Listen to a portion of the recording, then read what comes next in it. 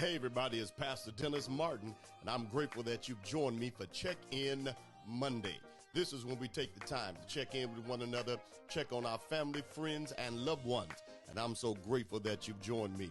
We're going to get started shortly, so please come in, invite somebody, share with somebody for Check In Monday and prayer with Pastor Dennis Martin.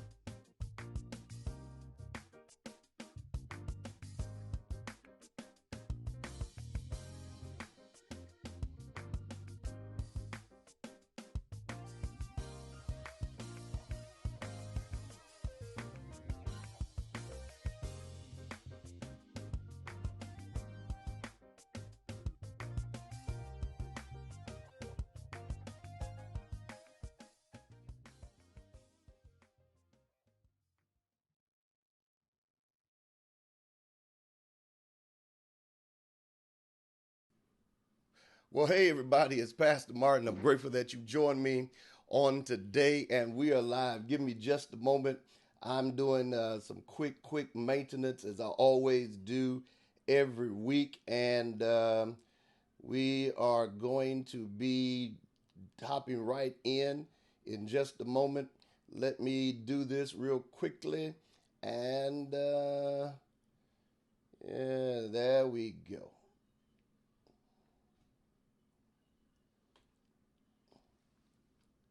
All right. Thank you. Thank you. Happy to have you with me. I see you, brother. El Davis, God bless you. Well, it's check in Monday. We're checking in today, and every Monday we do this. We're always here on Mondays, checking in and trying to reach out to each other. Let me first say that we send our heartfelt condolences to those, I think was one killed shooting victim in California. So often when we turn on the news, we hear of mass shootings and killings and murders and all type of things. And certainly, we're praying for those that those things affect every day, every week. And so we're praying for them and praying for many of you that may be affected by many things that are taking place. And so we're certainly holding you in prayer also.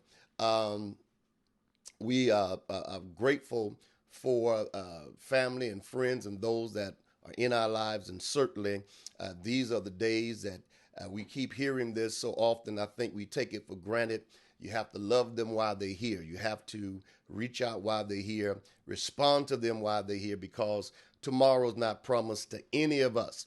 And so we do that. And so let's continue to pray for those that have lost loved ones, those that have lost family members or friends in tragic events or whatever it may be. So let's continue to pray for them and to pray for each other.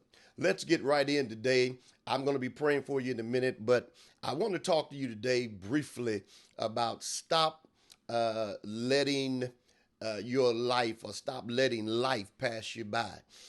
So many of us, as we're getting older, we're sitting around and we're watching things. As I begin to look back at some old pictures of myself and even old pictures of others, I noticed one thing about life, and that is that time waits on no man. Life keeps on going regardless of how we feel, what we look at, how we look at things. Life don't wait on us.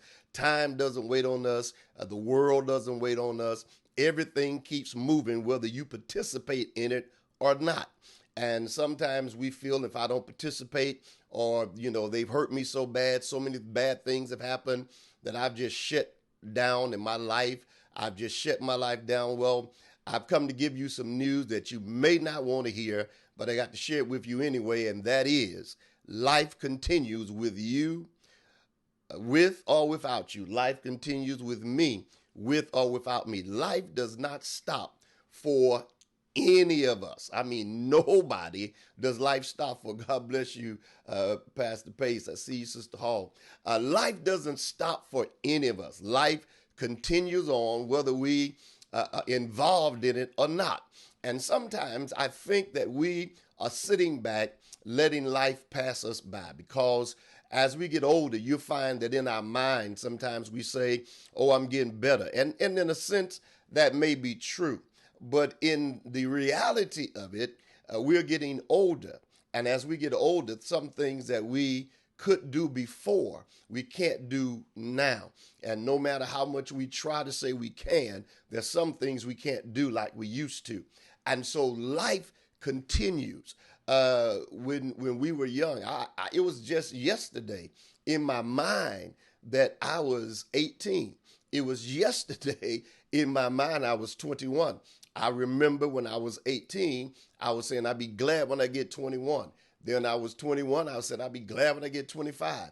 And now as life is going on, I'm saying to myself, slow down a little bit, because now I've reached that age. And you know, somebody say, well, you don't look it, but when I look at my age at 58, I'm like, wow, time really went by quick. And the only thing I have to cherish is memories. And so I purpose in my heart that I'm not going to sit around waiting on anyone to give me anything, do anything for me. I'm not going to put my life on pause for anybody. I'm going to enjoy life and stop letting life pass me by.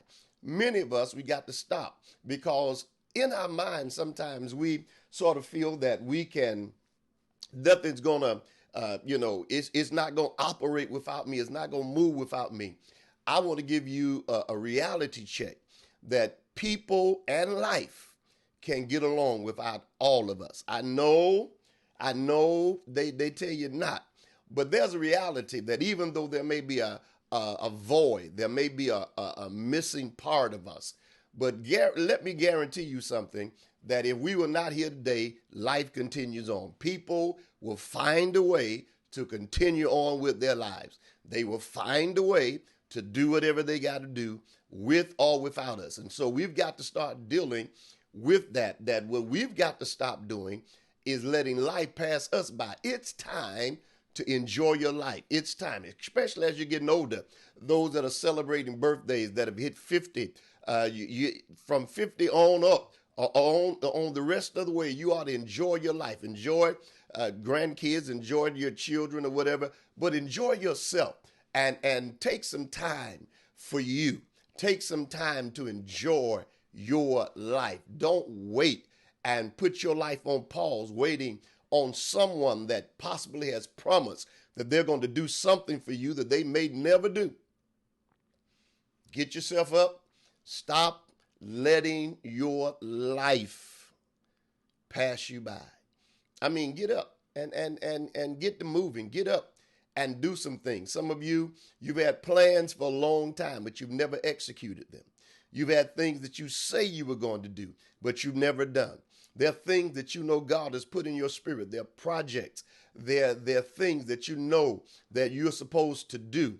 And rather than waiting on somebody, our excuse has been, I don't have nobody to help me. Nobody's here listen, if you really make the first step, if you move and make that first step, you'll be surprised of what God will do for you.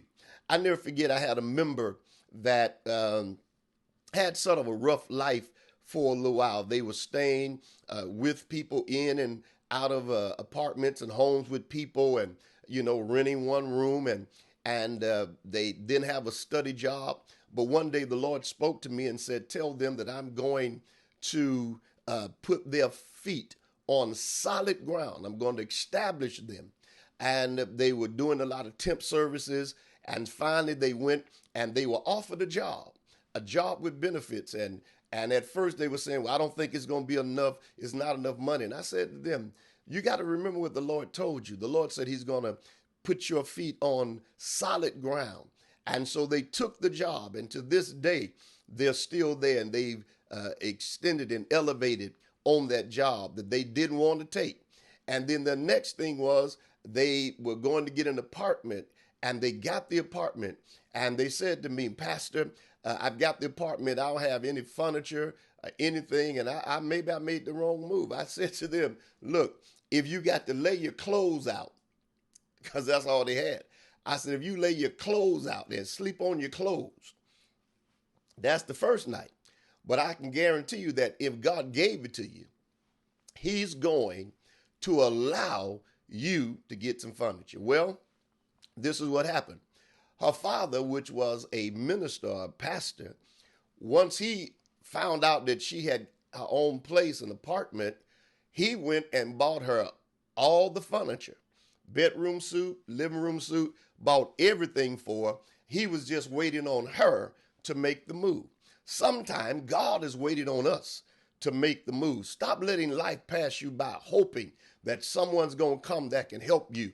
If you make the move, God will allow you to do those things, accomplish those dreams, those goals, those things that you set in motion. God will let you do it, but he's waiting on you. And what we've got to do is start with us first. We've got to stop using everyone as our excuse not to do things, not to accomplish things. Stop using that they won't promote you. Stop using that they don't never put you in position. Stop using all of that. Just get rid of it and tell yourself, I'm going to stop as of today letting life pass me by. I'm going to get out here. I'm going to get something done. I'm going to work the work that the Lord has sent me to do. And then I'm going to start enjoying life.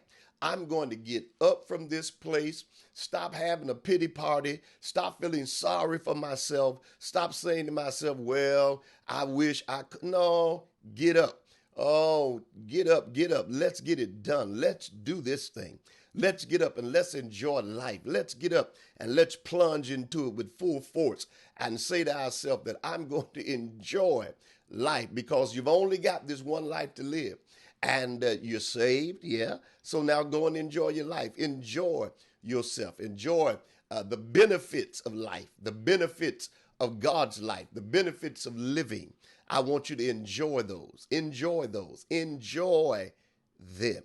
If you don't have nobody to take you to eat, if you're single, you don't have nobody to take you to eat, take yourself out. Take yourself to the movies. Take yourself. Do for yourself. Go get a manicure. Go get a pedicure. Go take yourself out. Shower yourself with some gifts until God sends you somebody. Enjoy yourself. You got a home, enjoy it. Stop always not enjoying what God has blessed you with. We always talk about the blessing of the Lord make him rich and add him no sorrow. Since he's blessed us, let us enjoy what he's given to us. Enjoy it. You know, I leave out of my house a lot sometimes, but sometimes I can stay in my house and just sit here. Somebody said, well, you sitting in your house, why are you sitting there? Because I'm enjoying what he's blessed me with. I'm not under no pressure, not under no strain. I'm going to enjoy what God has given me. And I'm saying to those of you, start enjoying the blessing of God. Stop even allowing people to hold you and let life pass you by. You scared to enjoy the blessing of God. You scared to talk about it. You scared to enjoy what God has blessed you with because of what people are going to say. Listen, I'm not worried about what no one says. Whenever God blesses me, you can say whatever you want. You can think whatever you want. I don't care. It really doesn't bother me one bit because what I understand is that you were not there when I was in the struggle of life, when I was in the fight of life, when I was in the life and did not have these things to enjoy, when I was in the struggle when I could not afford a meal, when I was in the struggle, and even as an evangelist, when people start talking, I just laugh at them. I don't even go through no changes because you were not in the struggle when I was evangelizing and couldn't afford to pay for this and couldn't afford to pay for that. And didn't have any money and was wondering where the next meal was coming from and was wondering how I was going to do this and how I was going to do that. You were not there when I was in struggle mode, when I was in just keeping my head above water, trying to survive. And then I started experiencing the blessings of God and the favor of God. And now I'm going to let life pass me by because you feel some kind of way. It's not going to happen. Not going to happen. You can feel whatever way you want to feel. But until you can go back and experience what I've experienced, I'm not even worrying about you. Not even worrying about you. Not worrying about you at all. Some people don't understand.